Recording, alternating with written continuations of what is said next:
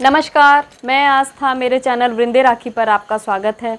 आज मैं आपको इस वीडियो में बताऊंगी रुद्राक्ष के बारे में ही। पहले भी मैं रुद्राक्ष के बारे में बहुत सारी वीडियो बना चुकी हूँ।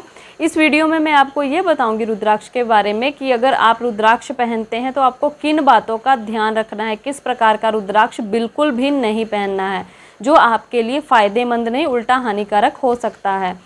तो पहले मैंने आपको बहुत सारी वीडियो में ये बताया है कि स्त्रियों को रुद्राक्ष पहनना चाहिए कि नहीं, कितनी मुखी रुद्राक्ष का क्या फल है, किसे कौन सा रुद्राक्ष पहनना चाहिए, ये सब जानकारी मैंने आपको अन्य वीडियो में दी है।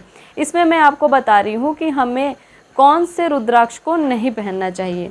तो चलिए मैं बताती हूँ कि शिव पुराण के विद्येश्वर संहिता के 24वें अध्याय में रुद्राक्ष के बारे में बहुत ही विस्तार से बताया गया है। तो आइए जानते हैं कि किस प्रकार का हमें रुद्राक्ष धारण नहीं करना चाहिए। लिखा गया है कि कीड़ों से खाए हुए, छिन्न भिन्न, कांटों से रहित, घाव वाले, गोलाई रहित, इस प्रकार के दोष युक्त रुद्राक्ष को नहीं पहनना चाहिए। कांटों से रहित मतलब जैसे रुद्राक्ष के आसपास उठे उठे से बने होते हैं ना, जैसे कांटेनी में जैसे होते हैं, जैसे कांटे हों। रुद्राक्ष को पहनने जब हम पकड़ते हैं तो वो बिल्कुल जैसे कि मैंने रुद्राक्ष पहन रखा है, इसको हम पकड़ते हैं तो बिल्कुल ये वैसा नहीं है, चिकना नहीं है। तो जो चिकना रुद्राक्ष होता है वो नहीं पहनना है। जो इस प्रकार कांटों से रहित हो उसे नहीं पहनना है। ये उठा ऐसे होना चाहिए हर तरह। आप देख सकते हैं इस प्रकार उठा कहीं कहीं है ना, थोड़ा थोड़ा इस प्रकार ऐसा लगता है जैसे ये कांटे हों ऐसे। तो ये थोड़े से इस प्रकार के होते हैं। और ये भी लिखा गया है, कांटों के बाद आया कि कांटों से रहित भी ना हो, छिन्न भिन्न भी ना हो, मतलब टूटे फूटे ना हो, ऐसा ना हो कि उसे कीड़ों ने खाया हो।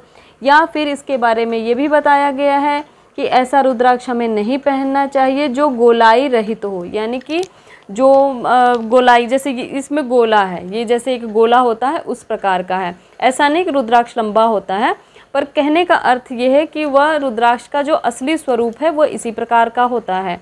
तो रुद्राक्ष जैसा सामान्य देखने में हमने देखा है उसी प्रकार का रुद्राक्ष पहनना चाहिए। कुछ अलग प्रकार का आपको दिखाई दे, टूटा फूटा हो कि अन्य और किसी आकार का लग रहा हो, छिन्न भिन्न हो, कीड़ों से खाया हुआ लग रहा हो, या फिर बिल्कुल प्लेन हो रुद्राक्ष, तो वो रुद्राक्ष हमें नहीं पहनना चाहिए। यहाँ लिखा गया है, अपने मंगल के लिए रुद्राक्ष पहनते समय ध्यान रखें कि रुद्राक्ष इस प्रकार का ना हो। मंगल की कामना करने वालों को इस प्रकार के रुद्राक्ष को धारण नहीं करना चाहिए। तो किस प्रकार के रुद्राक्ष को हमें पहनना चाहिए? तो यहाँ लिखा है, सम दृढ़ स्थूल कंटकों से युक्त मनोहर आकृति वाले रुद्राक्ष हे देवी भुक्ति तथा मुक्ति को देने वाले होते हैं। इस प्रकार के रुद्राक्ष को धारण करना चाहिए। और साथ ही ये भी लिखा गया है, जिसमें स्वयं छिद्र हो, अर्थात वह रुद्राक्ष जो हमें ऐसा मिल जाए कहीं जो जिसमें पहले से छेद हो। एक तो हम दुकान में जो खरीदते हैं तो उसमें छेद किया जाता है, तो जो पहले से जब वृक्ष पर वो उत्पन्न होते हैं तभी उसमें पहले से छेद हो। वह छेद नहीं जो कीड़ों द्वारा काट कर इधर उधर से कर दिया जाता है, वो नहीं। जिस प्रकार हम पहनने के लिए रुद्राक्ष लेते हैं तो उसमें जो छेद होता है उसी प्रकार सामान्य छेद की तरह उसमें अगर छिद्र हो तो वह रुद्राक्ष उत्तम है। यह लिखा गया है कि वह रुद्राक्ष उत्तम है। पुरुष द्वारा, किसी भी व्यक्ति द्वारा जो रुद्राक्ष होता है उसमें जो छेद किया जाता है वह जो रुद्राक्ष है वो मध्यम है, जो हम लोग धारण करते हैं, बाज़ारों में खरीदते हैं। तो यह इसमें लिखा गया है कि जिससे पहले से जिस रुद्राक्ष में छेद हो वह उत्तम होता है। सभी रुद्राक्ष में तो छेद नहीं होते हैं, वो लगभग करने पड़ते हैं। तो ये जो बातें हैं ये रुद्राक्ष के बारे में यहाँ बताई गई हैं।